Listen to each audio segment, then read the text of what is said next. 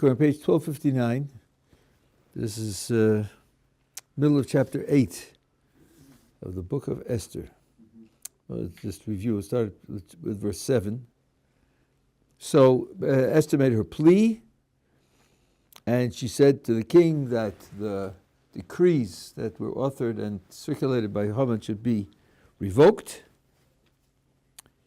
So King Ahasuerus said to Queen Esther, to Mordechai the Jew, "Behold, I've given Haman's estate to Esther, and he's been hanged on the gallows because he plotted against the Jews." Now, you are soliciting me because you're afraid of the fate of the Jews due to the decree of Haman. Be assured that my intentions are only friendly towards the Jews. Look, I had Haman killed because he tried to injure Jews. I gave his estate to Esther. So you can be sure of my intentions. And now, I'm putting it in your hands. You may write, concerning the Jews, whatever you desire, the king's name, and seal it with a royal signet. I give you perfectly permission to write whatever you like. 4. Now this 4 here is explaining what he's not allowing. You can write whatever you like. But what Esther asked for, that the decrees circulated by Haman be revoked, that's impossible. Nothing can be revoked. For an edict that is written in the king's name and sealed with the king's royal signet may not be revoked. Now, we explained once why that is, because if you're the emperor of a large kingdom, and we'll see in this paragraph how large the kingdom was, and decrees are sent from the palace, and there's a possibility that they'll be revoked, then if you live in the provinces, you don't know what to do. Because maybe 3 years from now it'll be revoked, and then you, having followed it, will have done the wrong thing. It has to be that the communications are absolute. So in organizing the empire, this is a rule that no edict that's sent out can be revoked. So, Mordechai, you're a clever person, and you're the head of the Jews. Figure it out! Figure out how to do something that will solve your problem without invalidating the edicts that were sent out from Haman with the king's signet rings, validating them as a royal edict. Yeah. What's the difference between revoking a decree and changing it? None. So they're considered the same thing. Okay, never mind. And it's the idea that someone would be confused if they either heard the decree was canceled or they got a separate decree that contradicts. No, even if beforehand. Suppose it comes, 3 weeks later, the king sends out another one and says, no, that's a mistake, don't do it that way, do it this way.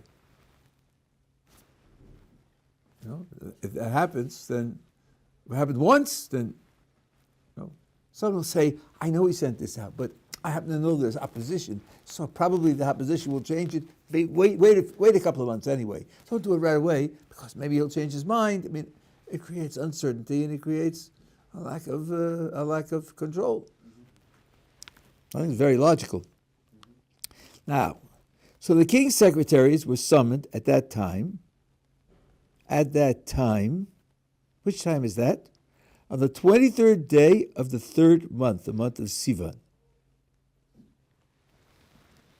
Hey, wait a minute, boys and girls. When was all this other action up until this instant taking place? In Nisan. On the 17th, according to Wumshad, on the 17th of Nisan, the day after the 3 days fast, on the day in which Esther pleaded. Wow! Nisan, Iyar, Sivan, you're talking about 10 weeks later. 2, 4, 10, yeah, more, 11 weeks later. Why? Why are they waiting 11 weeks? Let's see. And it was written exactly as Mordechai had dictated to the Jews and the satraps, governors, officials of provinces, Hodel Kush, 127 provinces.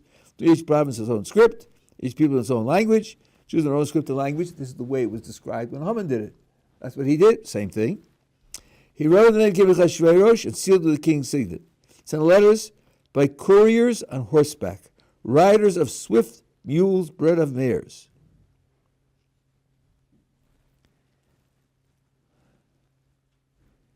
Now,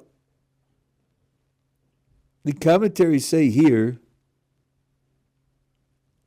he waited for the original messengers to come back so that he would send again with the same messengers.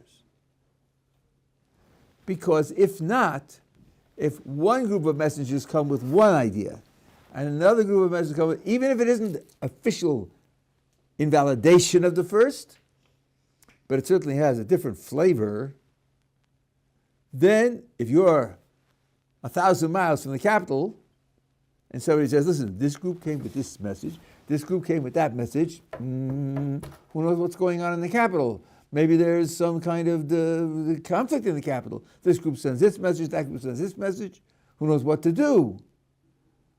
So they waited for the originals to come back. Okay, so now it took the 11 weeks for a round trip. These are the speedy guys, the ones who used to take the mail from New York to California, right, with the fastest horses. So that means you're talking about 5 to 6 weeks each direction. That's a pretty big geographical area. 5 to 6 weeks with the fastest animals that they possessed. What a big kingdom. A big empire. So they waited for them to come back. Now, what did they write?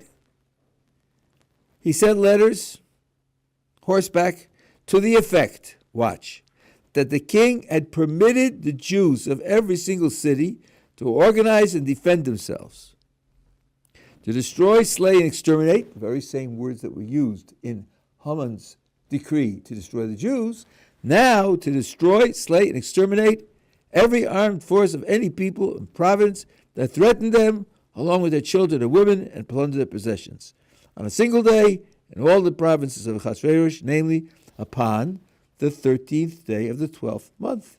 That is the month of Adar. So now here's the situation. Haman sends out a thing that says that non-Jews should kill and destroy all the Jews, right? That remains in force. But there's another decree. The Jews can organize themselves and defend themselves against their enemies and to kill, destroy, and slay those who are against them. So in other words, the two decrees together permit civil war. Nothing about the first decree is rescinded. It's just that, you see, the queen is Jewish, right? And the prime minister is Jewish, right? And the king said in public that he killed Haman because he opposed the Jews, right? So if you are a native of Afghanistan or of Morocco or whatever it is, you're under the sway and it comes to the 13th of Adar, are you going to raise your head and say, well, the first decree says that I can kill Jews and it wasn't rescinded, so I can still kill Jews?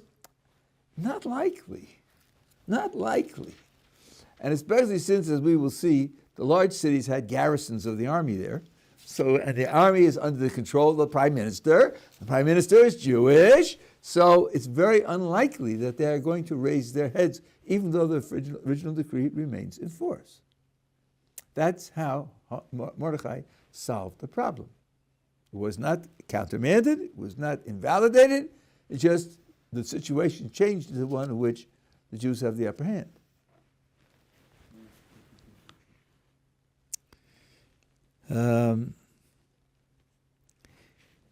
Now, the phraseology here is very important. It says, in verse 11, to organize and defend themselves. Lihikahel v'la'amod al nafsham. This phrase is used every time it's described, at least 5 more times. To organize, why do you think this? Lihikahel, I don't know, the word organize is a little too meek here. A kahal is a community. It's an organized community. What would that have to do with the way in which the danger was originated? What was Haman's excuse that he gave to the king? That you don't have to worry about these people. They aren't a danger to you. If I tell you to exterminate them, don't worry about bad consequences flowing from it. What did he say about the Jewish people? Mifuzar u'miforad. They are geographically scattered and they are internally divided. The third thing he said is they don't keep the laws of any other nation, so they have no allies. And therefore, when I tell you to destroy them, don't worry. There'll be no resistance and no regrets. So his claim was true, that they were geographically dispersed and they were internally divided. The solution to it was to internally organize and become unified. And that's why it says over and over again, they nikhalu, they became a kahal, they became a community, and they stood to defend themselves.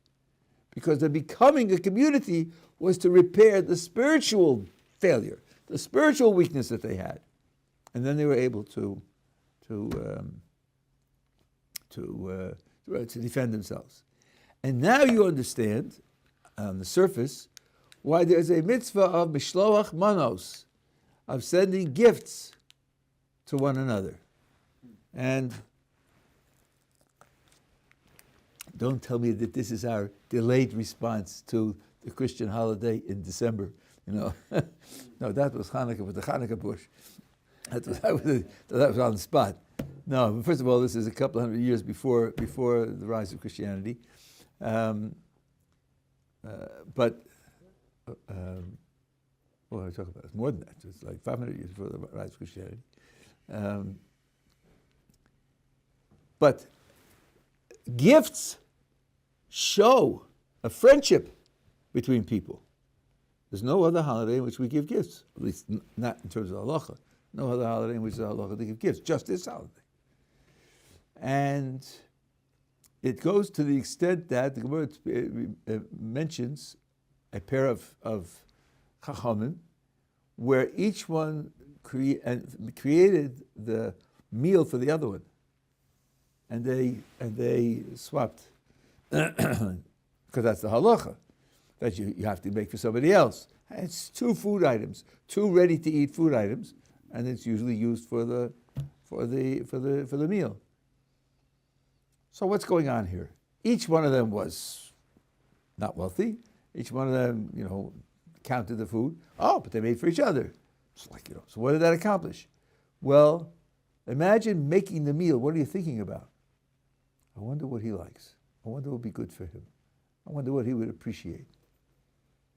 Right? And in that way, you're cementing the solidarity in the relationship between the people. Not a question of whether you end up with net more food than you otherwise would have had.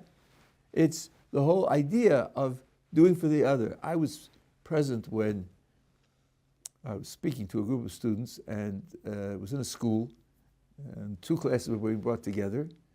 So they went into another room, and there weren't enough chairs. So some students went out and got chairs, brought them back, and they sat on the chairs, and the teacher said, you should have brought a chair for him, and he should have brought a chair for you. Because then when they're going to bring the chairs, they're thinking about bringing it for somebody else. You think, but it's the expression. Now many years ago, 20 years ago, I read in the biography of the Manchester Rosh Yeshiva, he said when you wash your hands before a meal or coming out of the mikveh, whatever it is, wash your hands, fill the cup for the next person who's coming. I started that at the mikveh in Boston when I read it. I noticed that after a few weeks, when I got there, it was also filled. Because people picked up on it. If I come and it's already filled for me, what am I going to do? Leave it empty for the next guy? No, I'll fill it for the next guy. So for that moment, you're thinking about filling it for somebody else. These are things which the Torah takes very seriously. At any rate, here, the idea of gifts is to create that solidarity. And it isn't a matter of charity because there's an independent mitzvah of charity on Purim. That's communal responsibility. This is personal interaction. So both are required. As I said, this is just on the surface, but you see where it's coming from. Okay. The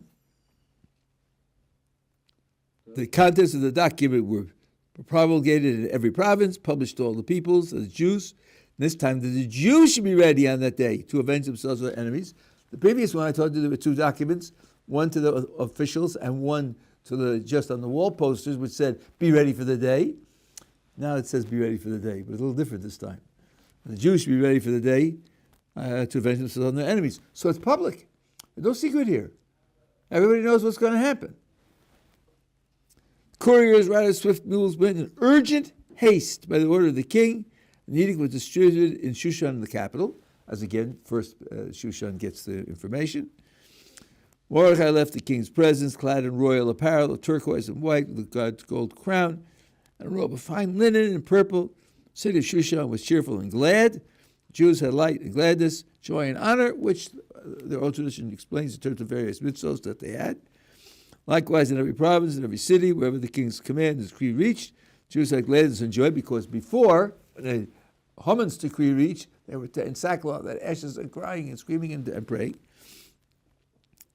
It was a feast and a holiday. Feast and a holiday when the news reached them, which of course was different in every place. They reached them at different times. Now, moreover, many from among the people of the land professed themselves Jews. In the Hebrew, it's hayu v'rabim me'amei ha'oretz misyahadim. That's an interesting word. Yehudi is a name for Jews at that time. By the way, where did that name come from? Yehudi? Why? Yehuda. From Yehuda. And why from Yehuda? Because the 10 tribes were taken off. So Yehuda was the mainstay of the population afterwards. There were Leviim also, but the mainstay of the population was Yehuda. Right? So now, literally, His Yahet would mean to make themselves Jewish.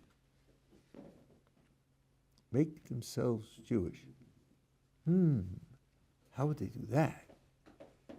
Maybe, and I think some people actually say this, maybe it means through converting to become Jewish, to escape, The problem with that is we have a general rule that when you cannot trust the motivation of the non-Jew, you don't accept converts. During the time of David and Solomon, the Sanhedrin said, don't accept any converts.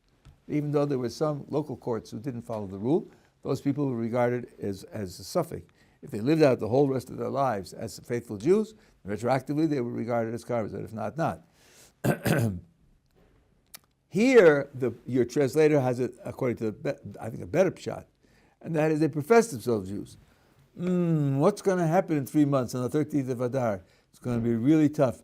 But I have a great uncle Ruvain, who lived over there in the Samaria area. Not allowed to talk about that. The Samaria area someplace, right? I'm going to put up his picture on my door.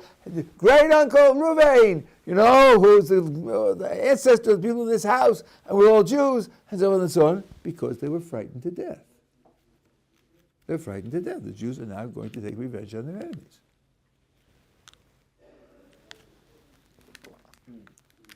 That's the right way to read this, Misyahadim. Professed themselves Jewish. For the fear of the Jews had fallen upon them.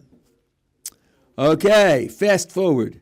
And so on the 13th day of the 12th month, which is the month of Adar, when the king's command and edict were about to be enforced, that is to say, the second one, on the very day that the enemies of the Jews expected to gain the upper hand over them, and it was turned about, the Jews gained the upper hand over their adversaries. That's the background description that the text gives to the day. And there's another example, I told you about this, where someone or some group sets up a strategy to achieve a certain goal, and the very strategy that they set up is turned against them, and the opposite takes place. It's distressing that it was a turnabout. It wasn't just that something was happening, it was canceled and something else happened. No, the words of the second decree mimic the words of the first decree. It's just that the subject changes. Instead of non-Jews punishing Jews, it's Jews punishing non-Jews. So we understand that this was, even in deeper terms, that the very means that were being organized against us, that were placed against the non-Jews. And look, I'll take your question in a second.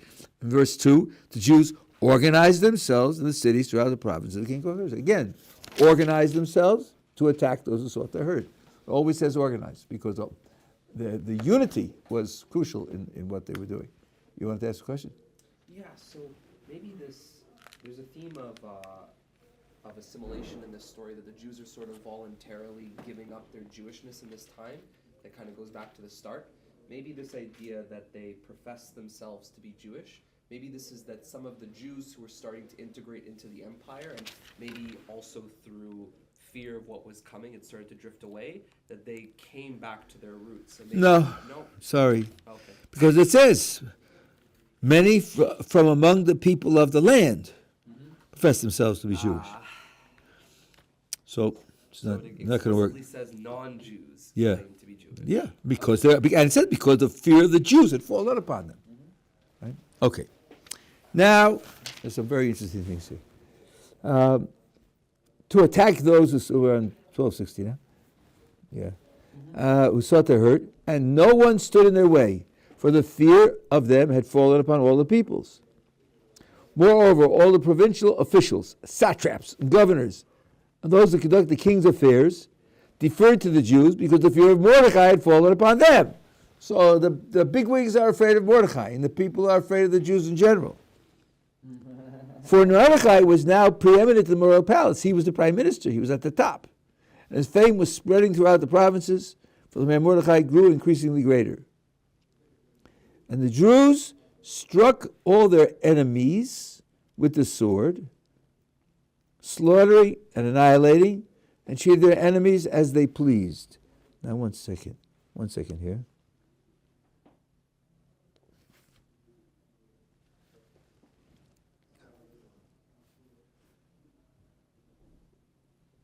Yes, their enemies, right. Okay. And then, in the destruction of the capital, the Jews slaughtered and annihilated 500 men, including the 10 sons of Haman, Jews' enemy, but they did not lay their hand on the spoils. Now, if you remember from the previous page, the decree favoring the Jews used exactly the same vocabulary as the decree which was meant to annihilate the Jews. And the decree included, not only do you kill your enemies, but their women and children, and take all their property. That was written into the decree, but the Jews didn't do that. They killed their enemies, that's all. They didn't touch anything else. Same day, the number of those killed in Shushan was reported to the king. The king said to Queen Esther, Shushan, the capital, Jews have slain and annihilated 500 men, as well as 10 sons of Haman. What must they have done in the rest of the king's provinces? What is your request now? Watch, the same vocabulary over again. What is your request should be granted to. What is your petition further? It should be fulfilled. And this time, no condition that it should be up to half the king, but not more than half the kingdom.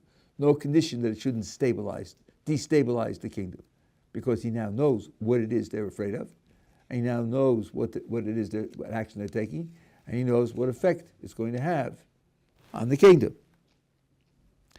So now the question is this: what did he learn now that sets his mind at ease?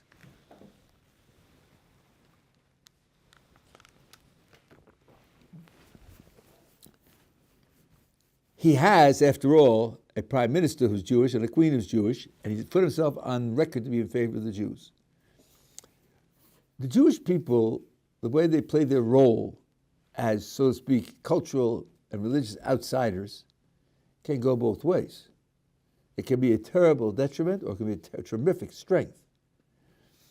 I think you probably know that during the Second World War, in the Western countries, Jews were identified as communists. In the communist countries, the Jews were identified as capitalists. In the war of France against Russia, each side wanted to demonize the Jews as belonging to the other side. Both cases credit Jews with power, with influence, with strength. The Jews are in favor of our enemies, and we're going to hurt us. Right? No one treats the Jews as poor, incompetent, unproductive dependents who are just draining the economy. No, they treat them as objects of fear. Now let's imagine you're a Achashverosh. You have 127 provinces, different ethnic groups, different local powers, and so on and so on. You're reigning over the whole group. And now you have a scattered network of an independent culture, all of whom are going to be very loyal to you. Very loyal to you. Because you saved their lives, because their representatives are with you in the palace. Might that not be useful to you? Everybody knows everybody, and everybody knows somebody, everybody's in touch with somebody. Maybe that would be very useful to you. He's not afraid it's going to destabilize the kingdom. He's going to capitalize on this. This to him now is a good thing. The only complaint that Haman made against the Jews that was supposed to motivate destroying them was they don't keep the king's laws. The other three arguments that he made were don't fear attacking them because you have nothing to lose. But the only positive reason because they don't keep the king's laws. Now, with a Jewish queen and a Jewish prime minister, they're going to be very loyal. That being the case, they can be very, very useful to him. I think that's why he's not worried about destabilizing the kingdom. On the contrary, this will be a stabilizing influence. Yeah.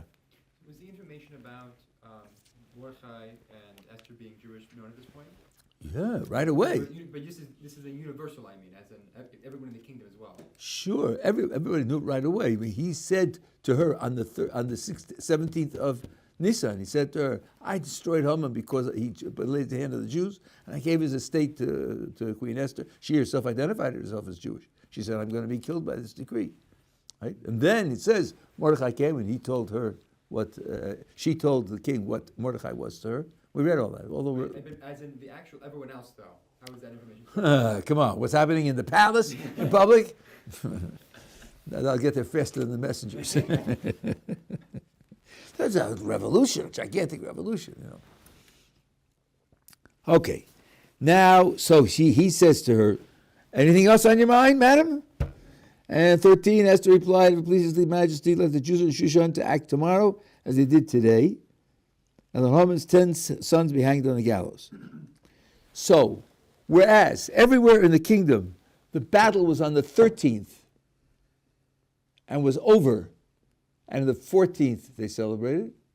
In Shushan, the battle was on the 13th and the 14th, and only on the 15th they celebrated.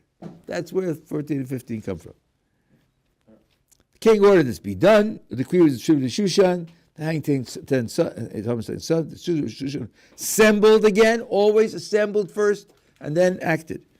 On the 14th day of the month, slew 300 men in Shushan, but they did not lay their hand on the spoils.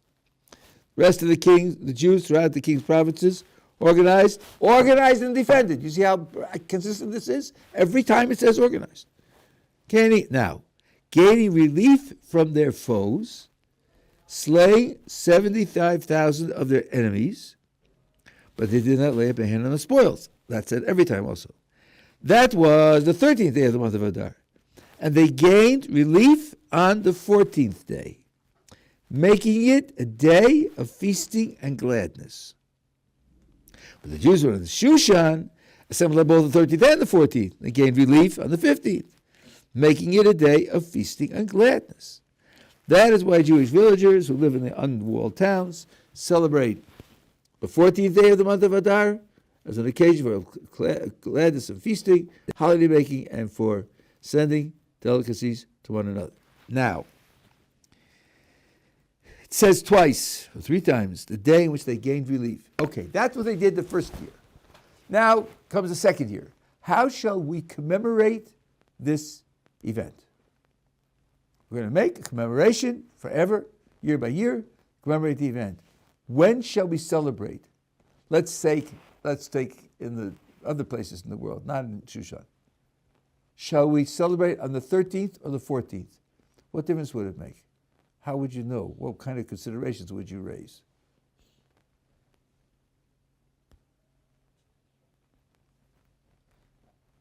I mean, I know they relieve themselves in Shushan on the 14th, but my question is, if the decree mentioned the 13th was the day that they would fight, That's right. then why they kept on fighting on the 14th? Like, why the fight? Because they were infinite. There were other enemies that they didn't get to on the 13th in Shushan. That wasn't my question. My question was in Alexandria, in other places, right? They finished the fight on the 13th, and they celebrated on the 14th. What's going to happen next year? There are two possibilities. Mm-hmm. The 13th was the day they won the war. That's the day they won the war. That was when the great event took place. Sure, that first year, the next day they celebrated, because the war is over. But we're going to celebrate winning the war, so we'll celebrate on the 13th. We don't do that. We don't celebrate on the day of the war. We mimic what they did. They celebrated on the 14th, we celebrate on the 14th. Why is that? So the Meshech Chochmah, in his introduction to Sefer Shmos, says the reason is because we don't celebrate the downfall of our enemies. We celebrate our relief from our enemies. That's the difference between the 13th and the 14th. And he brings a very interesting proof for the idea from the fact that the holiday of Passover is decreed in verses that describe what was communicated to the Jews while they were still in Egypt. And while they were still in Egypt, they were told the holiday of Passover is going to have 7 days. The first day and the seventh day are full holidays, and the intermediary days are what we call the intermediary days of the festival. Now, we know that the seventh day of Pesach is the anniversary of, maybe I shouldn't say we.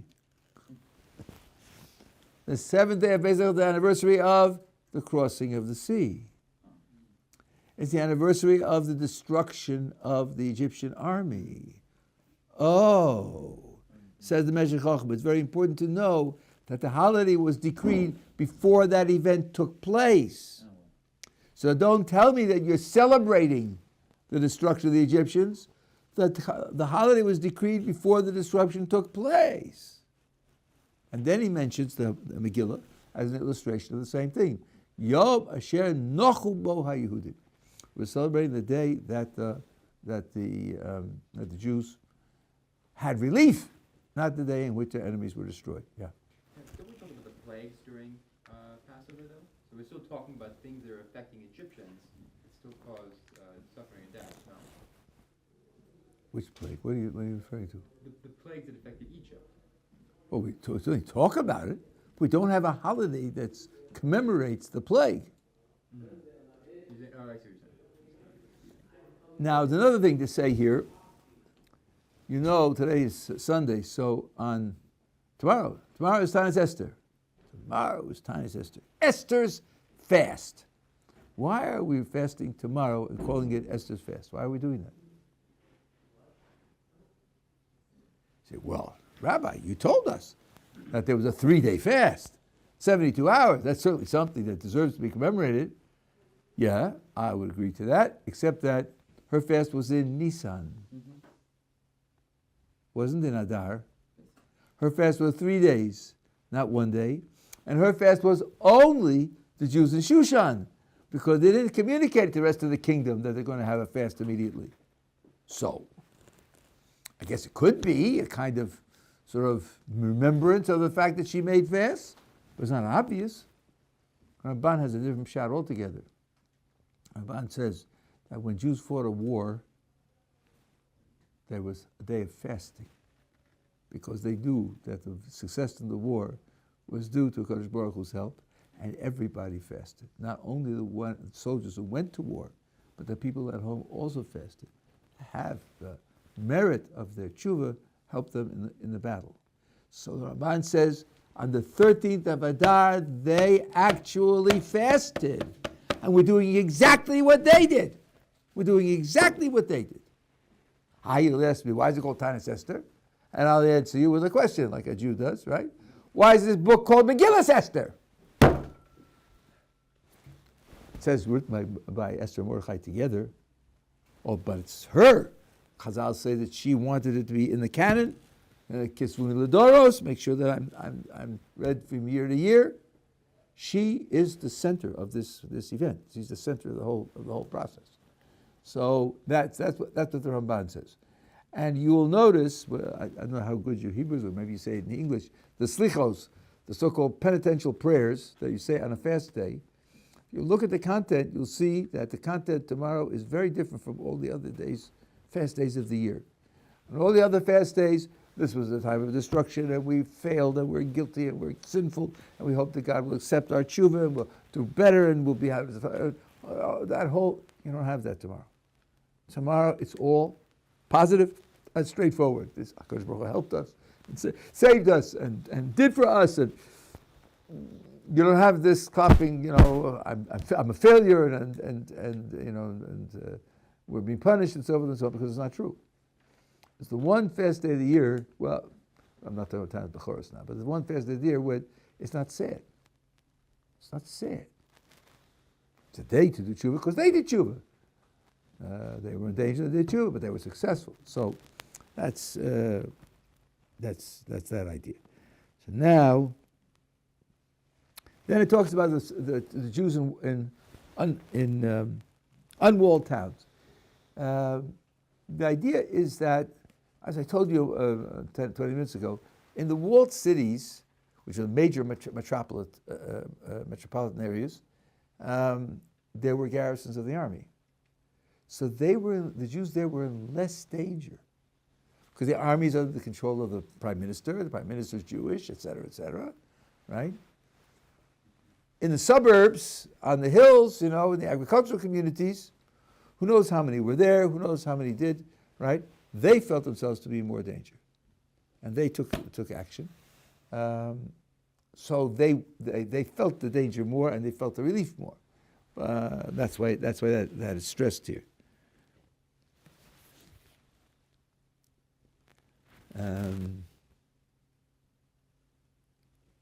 So I'm just making sure I didn't skip something here. Yes, the vocabulary so far is consistently enemies. Okay, verse 20. Obviously not going to finish in detail, but Mordechai recorded these events and letters to the Jews throughout the province of the king of Ahasuerus near and far, charging them they should observe annually the 14th and 15th day of Adar, as the days in which the Jews gained relief from their enemies. Word for word, that's what you're celebrating. And the month was transformed to them from sorrow to gladness, from mourning to festivity. They would observe them as days fasting and gladness, sending delicacies to one another, gifts to the poor. Jews undertook to continue the practice they had begun, just as Mordechai had prescribed for them. Now, here's, and there's no paragraph break in the Hebrew, but here's like a summary of the background for what they're doing. For Haman, the son of Hamdatha the Agagite, enemy of all the Jews, had plotted to destroy the Jews and cast the poor, that is the lot, we spoke about that, to terrify and to destroy them. But when she appeared for the king, he commanded, by means of letters, that the wicked scheme which Haman had devised against the Jews should recoil upon his own head, and hanged him with his son on the gallows. She? Who? Oh, Esther, everybody knows that. Good, you know that. But the verse is very peculiar, isn't it? It's summarizing prior information that everybody knows. Haman did it, and he hated everybody, he sat on the prayer, and she appeared before the king. There's a hint here to a hidden theme in the Haggadah, in Megillas Esther, Purim, which I think is very important. I asked this question for many years. I got an answer for one of my sons-in-law. Wow! The enemies are destroyed, and the prime minister is Jewish, and the queen is Jewish, and the people are saved. Baruch Hashem. What happens to Esther? What happens to Esther? She remains queen. She doesn't go back to Mordechai. She bears Achashverosh a son. The son doesn't grow up Jewish, he grows up in the palace. Is this a happy ending? I wonder, people dressed their little girls up as Queen Esther. Would they wish this life on their daughters? Not in a million years you wouldn't wish that on your daughters. From the outside, what a Gehenna. To have lived with him up until the salvation. But after the salvation, there's no resolution for her. It's unbelievable. So I asked this of many people. My son-in-law, was a gigantic Talmid Chacham, said to me, think of her name. Her name is Esther. The Gemara says, where is that name mentioned in the Torah? Haster astir panai mehem. God says, I will hide my face from them. Esther's position in the world was to live with a hidden face. That was her position. And she lived that out till the end of her days. She never benefited from the salvation and the success of the Jewish people and all the rest of it. No. Hiddenness was her position. Just like she had to hide her identity in the beginning. And here, the verse doesn't even mention her name. She came before the king. No. She's really a hidden person. Now, what was going on in her mind, in her life, I haven't studied the Midrashim enough to answer the question. But I think this is a very, very powerful message. Not to lose sight of what it meant for her, and to appreciate that somebody had to be taking up that position. And having said that, I want to just comment to you, and the rest of this is, again, what the decree was and what they did. They sent out the letters to all the chapter 10 at the end. King Ahasuerus levied taxes, the mainland of the islands, all his mighty powerful acts, a full account of the great of Mordecai. King had promoted, recorded the book of Chronicles, kings of Media and Persia. Mordecai the Jew was viceroy of the king of Ahasuerus. He's a great man, etc. Now, so chapter 10, I told you this is a book about Ahasuerus. It starts with Ahasuerus and ends with Ahasuerus. It's a story of an event that was in his time. But then, verse 3 at the end, Mordecai the Jew was viceroy to King Ahasuerus. He was a great man among the Jews, found favor with, now your helpful friendly translator writes, the multitude of his brethren. In Hebrew it is l'rov echav. Now rov can mean multitude. It can mean that. But it could also mean majority. Majority of his people. To serve for the welfare of all his posterity. Well, there's a famous drush in the Gemara. Majority. Oh. He found favor with the majority of his brethren. But that means there was a minority that he didn't find favor with. Quite right. Because the minority said, Mordecai, you were a ranking member of the Sanhedrin. And now you're a prime minister. What a waste. What a waste. Politics? You belong in the Sanhedrin. You don't belong in politics. And in fact, they found a place where there's a list of the people who were the leaders of the Jewish people, and before this event, he was number 4, and now he's number 5. So you see, he was demoted, and therefore, right? There's a whole discussion about that Gemara. But what isn't often mentioned is the remark of the Maharal. Maharal says, in this religion, when we have a decision to make, we go to Sanhedrin and they vote. The decision is according to the majority. And the majority favored what Mordecai was doing, so what he was doing was right. You have to ask where the minority was coming from and what mistake did they make. Not say, they have a higher spiritual demand, and therefore, he really was deficient in some way. The idea is that although the immediate danger is over, a lot of people died. 75,000 were killed. 75,000. Out of a population of what? 1 million? 2 million? 3 million? Talking about a lot of people. 127 provinces. And percentage-wise, it's very small, but when you kill that many people, you create enemies. So it was his Mordechai's judgment that he'd better remain in this position, so that the policies of the empire are firmly under the influence of two Jewish members. And if the majority of his brethren found favor with what he was doing, then the judgment of the Torah source would be that what he was doing was correct. Yeah. So the military victory here of the Jewish people against the 75,000, which category of miracle would it fall under?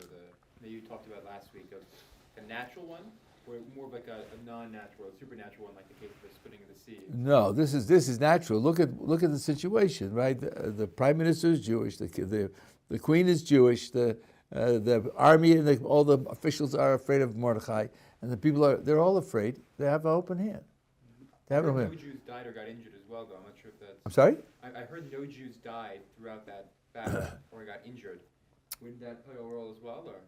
I think that the ones here who they are killing didn't put up any resistance.